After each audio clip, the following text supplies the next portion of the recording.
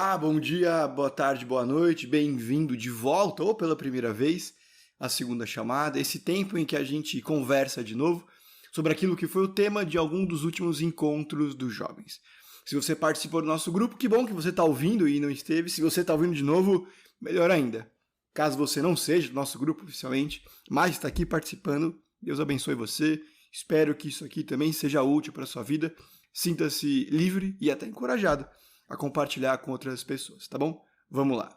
Hoje a gente continua e, para todos os efeitos, encerra a nossa série O que Deus Quer.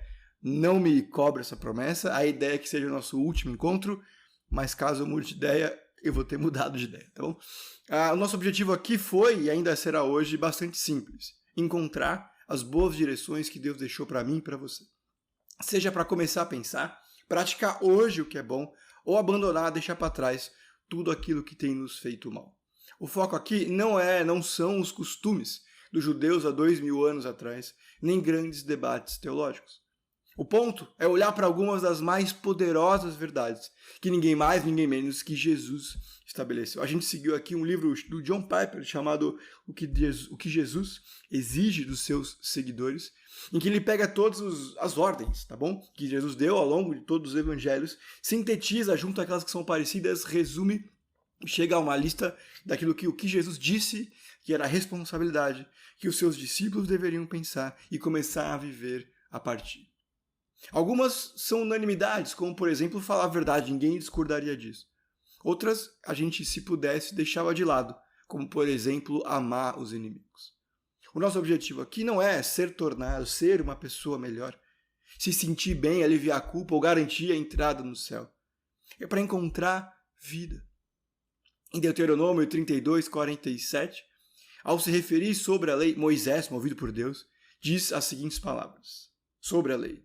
Elas não são palavras inúteis, são a sua vida. A gente deveria prestar mais atenção nessas palavras, nos mandamentos, nas ordens, porque o contrário disso é morte, frustração e vazio. Um eterno domingo à noite para quem não tem irmãos, igreja ou Deus.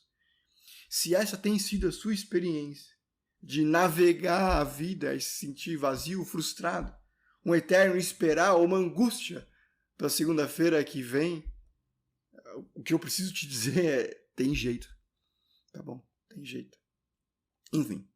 Hoje a gente vai olhar para o mandamento que os poderosos detestam, os orgulhosos rejeitam, os preguiçosos fingem não ver, os imaturos não sabem que existe, os discípulos demoraram a entender. Mas antes eu queria contar uma história que é triste e engraçada ao mesmo tempo. Assim que eu terminei o seminário, eu estava fazendo estágio em outra igreja também, lá em Campinas, e eu até já tinha ficado aqui um tempo no Itaim. Eu não sabia para onde ir, porque igreja é assim, às vezes as coisas acontecem num ritmo diferente. E aí, uma terceira igreja, por indicação, me chamou para conversar. E assim que eu cheguei para conversar com o pastor responsável ali pela igreja, ele abriu a conversa dizendo, faz muitos e muitos anos, tá bom? Mais de 10, que eu não convido ninguém do Palavra da Vida, que foi o seminário que eu estava me formando, para trabalhar aqui na igreja. E vou explicar por quê.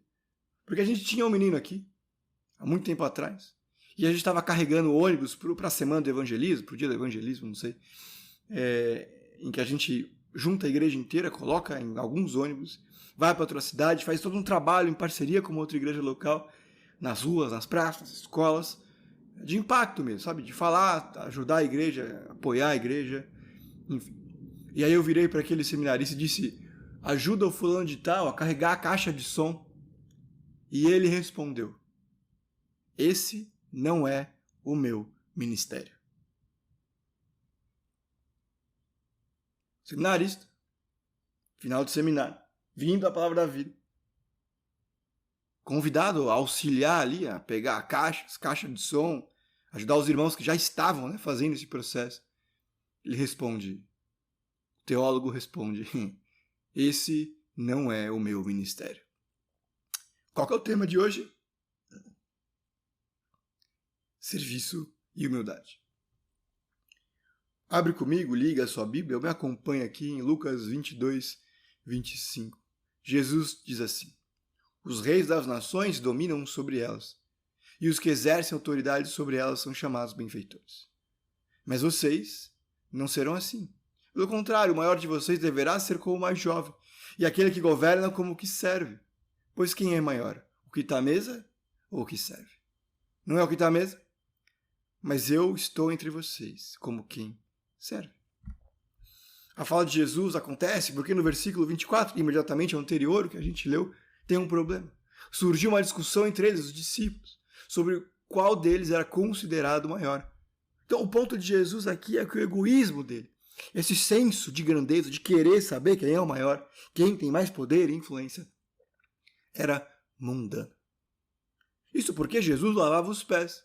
O ministério dele foi todo em favor dos outros e permaneceria assim. Mesmo depois de subir ao céu, Jesus diz que vai continuar a preparar moradas. Ele continuaria a cuidar da igreja. Em Lucas 12:37, Jesus, sempre falando sobre serviço, diz que felizes os servos cujo Senhor os encontra vigiando quando voltar. Eu lhes afirmo que ele se vestirá para servir, fará com que se reclinem à mesa e virá servi-los. Como que você define servir na igreja, servir na comunidade? O que não é serviço? O que Jesus está querendo incentivar os discípulos aqui? E que todo cristão deveria pensar sobre o tema. Servir significa realizar em amor tudo aquilo que pode ser difícil para mim, com o objetivo de produzir benefícios temporários ou eternos para os outros, para a glória de Deus. Se pensar e definir o que é servir é difícil, não é tão difícil assim saber quem é servo e quem não é muito. Paulo, por exemplo, em Efésios 4:15-16, diz: antes, seguindo a verdade de amor, crescemos em tudo naquele que é o cabeça, Cristo. Dele todo o corpo, ajustado e unido pelo auxílio de todas as juntas, cresce e edifica-se a si mesmo em amor, na medida que cada parte realiza a sua função. A ideia aqui é que eu e você podemos ter o privilégio de participar junto de Jesus no crescimento espiritual um do outro. Que eu fui feito para isso. Que eu estou em uma igreja que não é só para eu ouvir alguém pregar, conhecer outras pessoas ou me sentir bem. Eu fui feito para servir na comunidade dos santos, na reunião daqueles que creem, e espera-se isso de mim. Gênesis 1:28, Deus, no momento da criação, olhando para aqueles dois seres, diz: encham e governem a terra. Dominem sobre os peixes do mar, sobre as aves do céu, sobre todos os animais que rastejam pelo chão. Nós fomos feitos à imagem de Deus, para governar a terra à moda de Deus. Nós fomos feitos para servi-lo e servir uns aos outros. Nós fomos criados à imagem de Deus, para governar a terra. Talvez governar para a gente hoje em dia tenha um aspecto negativo, né? Mas pense que é para reger, cuidar, se você preferir, use a palavra cuidar, daquilo que existe. Como se Deus estivesse aqui, porque Ele está. Ele cria representações dele para que hajam como Ele agiria. De vender ações, a defender causas, lidar com cripto, a operar pessoas. A gente deveria fazer tudo isso como Deus faria, a serviço dele, para a glória dele. No contexto da igreja, significa participar, se identificar e colaborar com o crescimento espiritual de todos em algum nível, para que todos nós sejamos feitos mais parecidos ao próprio Jesus. Que aquele que espera a destaque, que aquele que está para receber, não está existindo como deveria. Perceba que não desperdiça a vida quem não viaja para 200 países, quem não tem 1 milhão antes dos 30, que não muda o mundo ou não faz o que ama. Desperdiça a vida quem não serve a Deus e ama pessoas. Às vezes servir significa lavar os pés dos outros, quebrar galhos. Mas também acontece por repreender e ensinar baseado nas Escrituras. Servir quase sempre acontece às custas de quem serve. Sempre custa. Seja tempo, dinheiro, energia ou paciência. Você que está em um ministério sabe. O servo ou serva do Senhor não se questiona, mas vai adiantar de alguma coisa. Ele não se preocupa com mais ninguém vai ver. Nem pensa consigo, vai dar muito trabalho. Muito menos se rende com, eu já fiz muito. Agora está na hora dos outros servirem. Deixa eu dar oportunidade para o outro. Ele se pergunta, como que eu posso ajudar para a glória de Deus?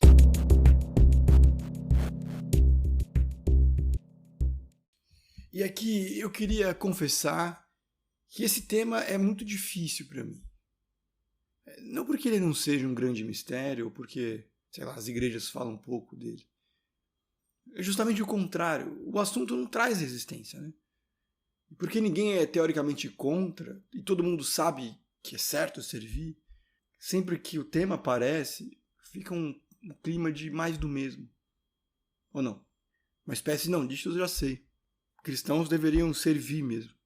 Por exemplo, se eu sou pastor, eu sou servo, certo? Não, claro que não, lembra da história que eu falei? O problema é que pouca gente se entende como quem falta. Poucas pessoas não se pensam como não servos. E mesmo quem percebe o problema, deixa de lado pouco tempo depois e nunca se envolve de verdade. E tem aqueles que, porque já fazem alguma coisa na igreja, acham que são servos. Então, se eu participo do ministério, já sou servo. Não, claro que não. Mas a gente pensa que sim. As palavras de Paulo lembram que todo mundo deveria estar, sim, envolvido em algum serviço regular da igreja. As de Jesus, que todos deveríamos estar mais atentos, inclusive ao nosso coração. Mas talvez o centro da argumentação aqui dos dois seja outro. E, de novo, eu quero ser muito sincero aqui. Já são pelo menos 6 anos desde que eu assumi os jovens. E eu posso falar com algum conhecimento de causa que eu acho que essa é uma área que a gente pode crescer. Porque toda vez que tem feijoada, festa caipira, fundi, retiro, dá pra perceber um pouco como a gente poderia crescer nessa área de servir. E eu não acho que é por mal, eu não acho que é por preguiça, eu não acho que é por egoísmo. Eu não acho que alguém quer ser mais importante que o outro como os discípulos. Eu acho que a gente está melhor que os discípulos, inclusive. Mas eu acho, e me parece, que muitos de nós não tiveram nem treinaram o coração para estar atento à possibilidade de serviço e ajudar aqueles que já estão servindo. Porque acho que a gente passa uma impressão boa, né? Nós somos organizados, isso é bom. Parece que a gente não precisa eventualmente de ajuda. Ou ninguém está atento a auxiliar aqueles que já estão fazendo alguma coisa. Deixa eu te dizer, nunca sobra gente para ajudar. O ponto de Jesus não é fazer a gente entender o que é servir, o conceito. Não é uma tese, não é um estudo acadêmico. O que ele quer é formar um espírito servo, uma disposição de coração, uma inclinação de espírito permanente, atenta ao que se passa ao meu redor. As pessoas, situações, para agir assim. Porque é isso que se espera dos filhos de Deus. Isso acontece sim por estar regularmente envolvido no ministério, coisa que todo mundo deveria estar. Mas por ser essa mão atenta, de ajuda onde eu estiver. Cumprir ordens, seguir escala é bom, mas é pouco. Não é menos do que isso, mas é muito mais. Eu não preciso ser discípulo, servo, sofredor para isso. Basta ser educado. A ideia é ir além dos muros das obrigações. Ao invés de estar preocupado onde eu vou sentar, quando chega a minha vez, porque ele não eu, o servo está atento a servir ao Senhor à medida que serve outros. O objetivo aqui é mudar a lógica, abrir os olhos e mover as mãos para a glória de Deus. É como Jesus que derramava a vida em favor de outros. Tem um episódio no The Chosen que acho que mostra muito bem isso. Os discípulos estão exaustos, a fila de gente que quer falar com ele para ser curado é enorme. Imagina hoje, se alguém distribui brinde na rua, a fila já é gigante, imagina alguém que faz milagre.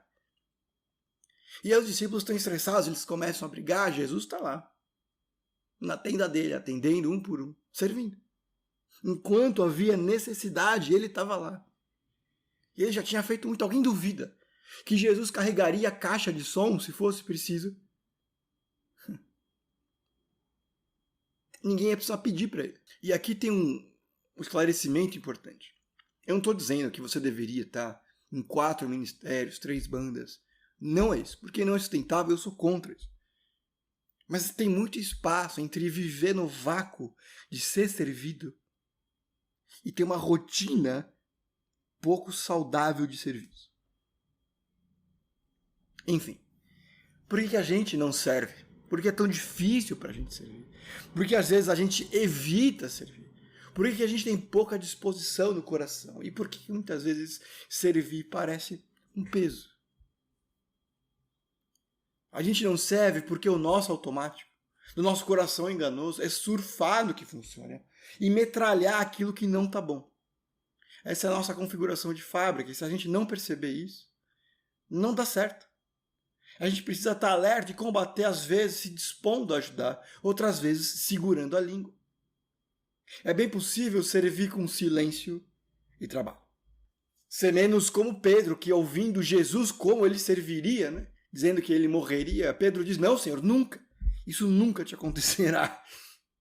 A gente é apressado demais em querer falar antes de entender o que está sendo feito. E até pode ser melhorado, é corrigido.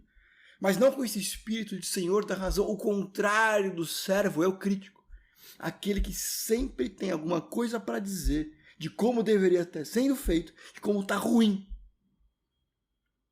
A gente não serve porque é orgulhoso e se acha melhor ou vive nessa lógica do consumo. Eu tenho certeza, convicção, é óbvio que todo mundo aqui faz coisas muito mais complexas na vida normal do que receber gente, passar slide ou tocar música. Só tem 2 tipos de cristãos na igreja.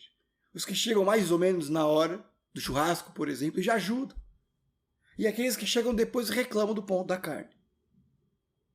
A gente importa para a igreja, os relacionamentos, a ideia de que a vida é para aproveitar, que eu estou pagando, que eu estou cansado, que esse tipo de coisa eu não faço. Então eu torno a igreja e os irmãos mais um desses lugares que eu chego na hora que eu quero, pego o que eu quero, pego e vou embora. Mas os cristãos são seguidores do Deus que lavava os pés e alunos dos especialistas em Bíblia que, por exemplo, trabalhavam com couro, faziam tendas para continuar a pregar. Gente que não media esforço, não se importava de servir, desde que isso possibilitasse outros a servirem ou continuassem a servir.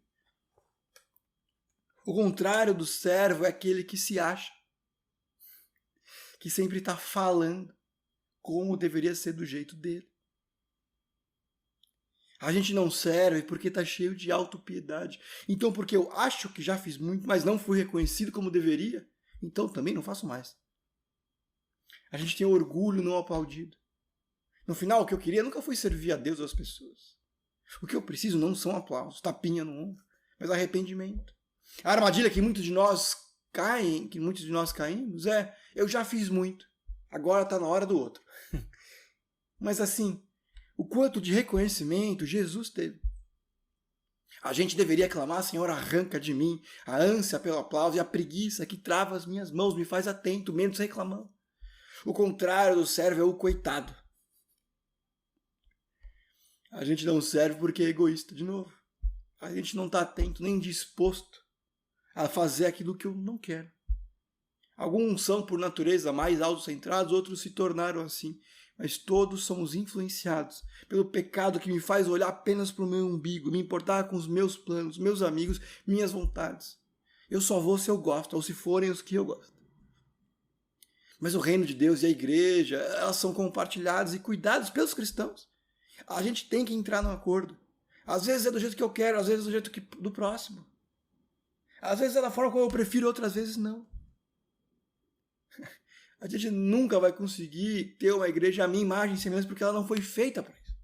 Ela foi feita para honrar a Deus, para dar glória a Ele e não para ser da forma como eu prefiro.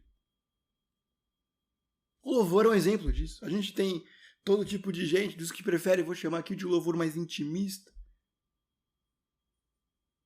O pessoal chama de worship. E outros preferem alguma coisa mais objetiva. E o que a gente vai fazer com isso? A gente vai navegar por princípios, por convicções. Às vezes variando o estilo, às vezes... Mas eu preciso entender que não é do meu jeito. A gente não serve, por último, porque muitas vezes está traumatizado por conta do passado e até dificuldades do presente. E deixa eu ser sincero aqui. De novo. O melhor da igreja são as pessoas. O pior, muitas vezes, também. A gente está há 2000 anos honrando e envergonhando o nome de Jesus. amando e odiando pessoas. Alguns já foram explorados, outros foram respeitados enquanto serviam. E eu até gostaria de dizer que não vai acontecer de novo, mas não seria verdade.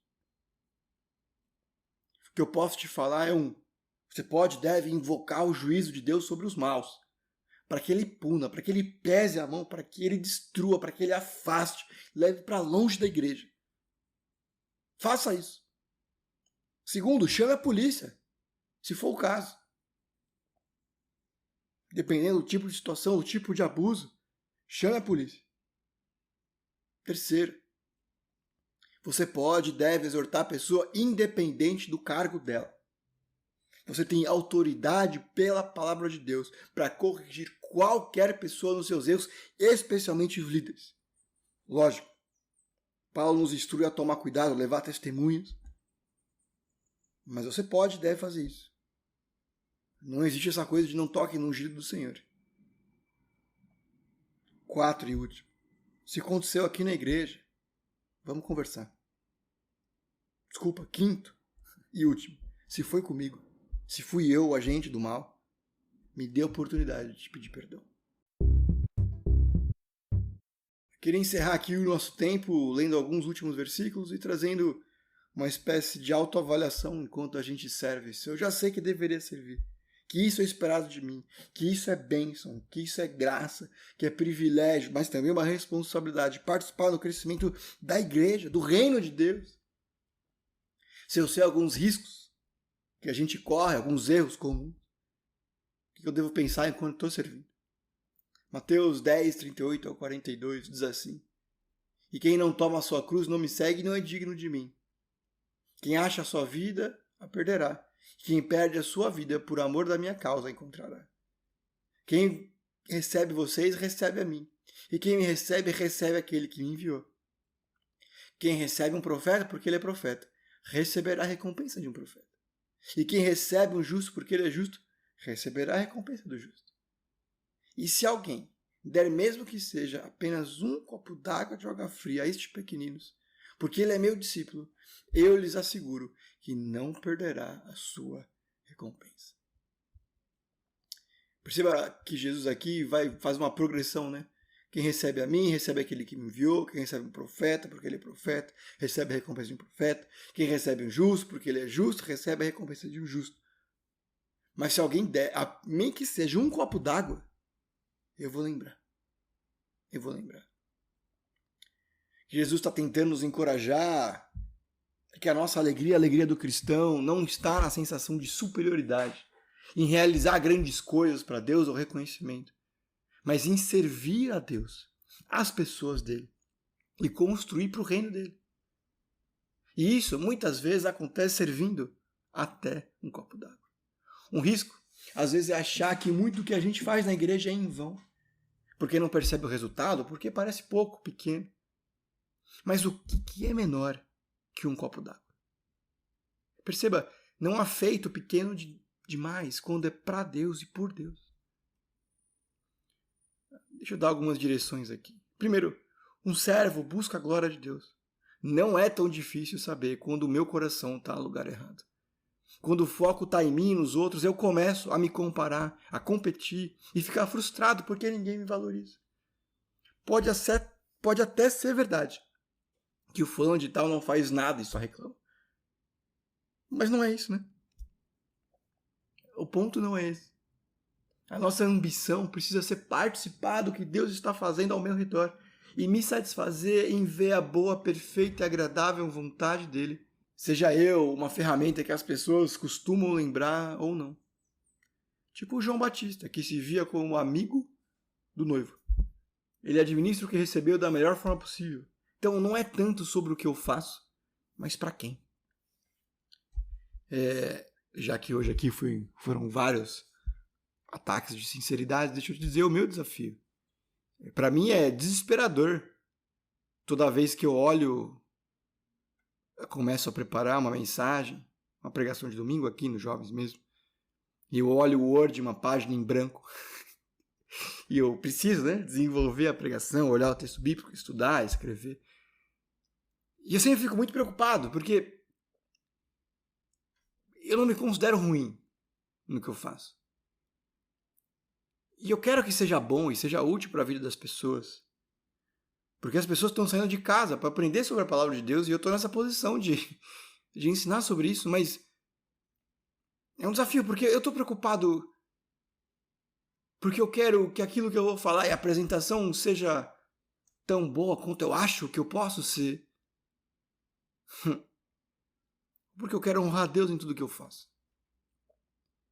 É por amor a mim ou por amor a Deus e os dele. O que a gente precisa é se arrepender.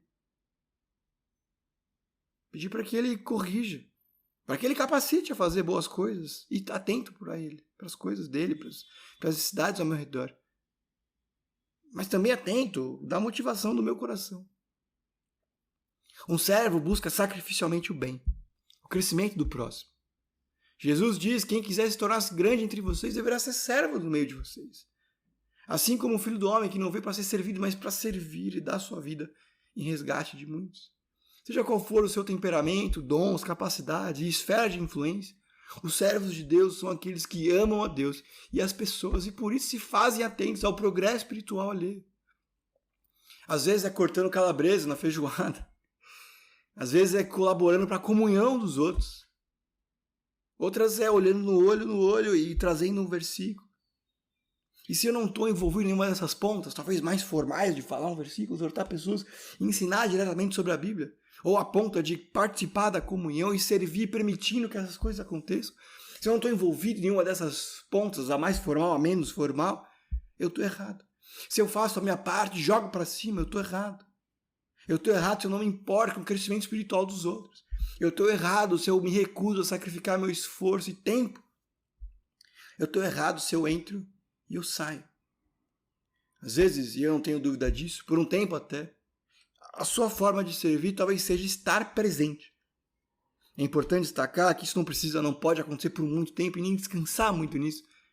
Mas tem algumas coisas, certas oportunidades, conversas que o ministério e os ministérios só conseguem ter e promover porque tem mais gente. Então você pode acabar servindo o reino de Deus porque está fazendo número, num certo sentido.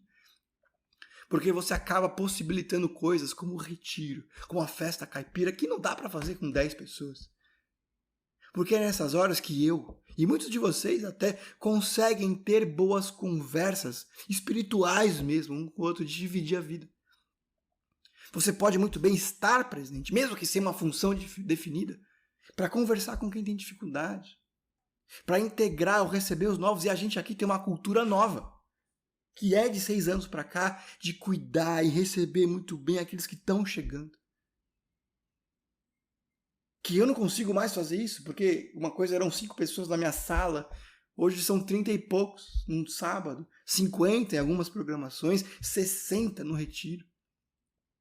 Não dá. Eu não consigo conversar individualmente com todo mundo que vem na programação mais. Eu preciso de mais gente disposta a servir, a desenvolver relacionamentos, a atentar as pessoas que chegam e aquelas que já estão aqui. Parte porque é fisicamente impossível, parte porque a minha bateria social às vezes termina. Eu não consigo.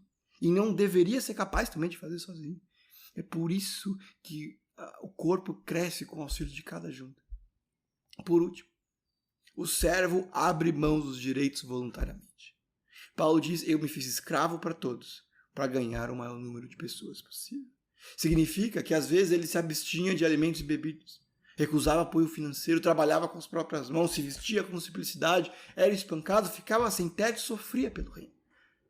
Eu acho que a gente não vai passar por tudo isso. Mas às vezes talvez caiba o silêncio para manter a paz. Levantar para ajudar mesmo cansado. Se sentar com outras pessoas que não são as minhas favoritas. Tudo isso para a glória de Deus. Se encaixar no ministério que talvez não seja o meu. Eu quero encerrar contando uma história de talvez um dos maiores escultores da história do mundo antigo. Você pode procurar no Google. Está na Wikipédia, pelo menos, o personagem. Certa vez, Fídias, o escultor, arquiteto também, estava esculpindo uma estátua enorme de Zeus num templo. E essa estátua estava de costas para a parede e ele estava ali, já tinha terminado toda a frente. Estava terminando alguns detalhes das costas da estátua que ficava virada para a parede. E alguém passando ali, vendo Fídias trabalhar com esmero e por muito tempo, diz: deixa quieto, por que tanto esforço? Por que se dedicar tanto num detalhe que ninguém vai ver? E aí Fídias responde: os deuses verão. O ponto não é ter medo de Deus, mas consciência do privilégio da responsabilidade.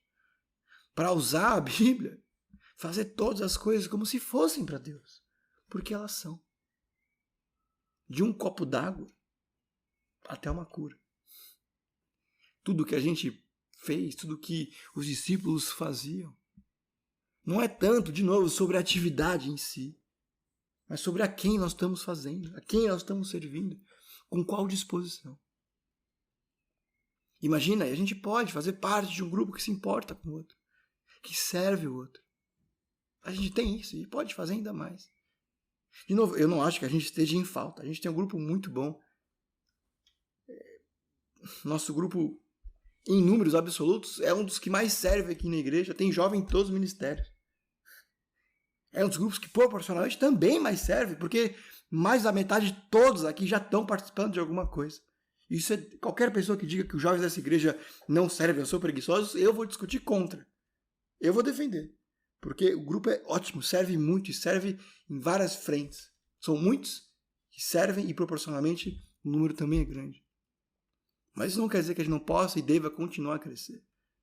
Ore para que Deus desperte seus olhos e te faça atentos às oportunidades de serviço espontâneas, aquelas que não estão na escala, às necessidades das pessoas ao meu redor. Confesse. Confesse preguiça. Confesse que às vezes é difícil, que eu não quero, que eu tenho me comparado a falando de tal que não faz nada. E convide outros a servir, para que a gente continue crescendo em graça e conhecimento. Tá bom? Até a próxima.